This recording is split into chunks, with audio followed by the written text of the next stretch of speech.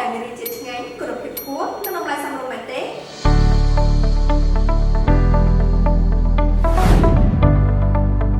ស្វាគមន៍មកកាន់ក្រុមហ៊ុន LCDC Eco Green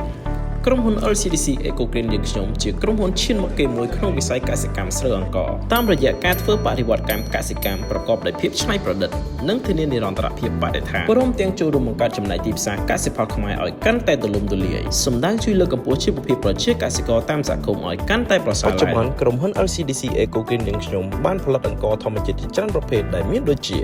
អង្កររំដួលប្រណិតអង្គរការខ្ចីពិសេសអង្គរនាងអង្គព្រមទាំងអង្គរធម្មជាតិជាច្រើនប្រភេទទៀតដើម្បីបំពេញតម្រូវការរបស់បងប្អូនក្នុងឱកាសពិសេសនេះដែរក្រុមហ៊ុនយើងខ្ញុំក៏កំពុងតែស្វែងរកនៅដៃគូអាជីវកម្មតាមបណ្ដាខេត្តនានាដែលមានបំណងចង់ចាប់ផ្ដើមអាជីវកម្មលក់អង្គរជាមួយក្រុមហ៊ុន LCDC Eco Green ដោយបងប្អូនចំណាយដើមទុនតិចប៉ុន្តែទទួលចំណូលបានជាប្រចាំសូមតាក់ទងមកកាន់យើងខ្ញុំឥឡូវនេះដើម្បីទទួលបានព័ត៌មានលម្អិតបន្ថែម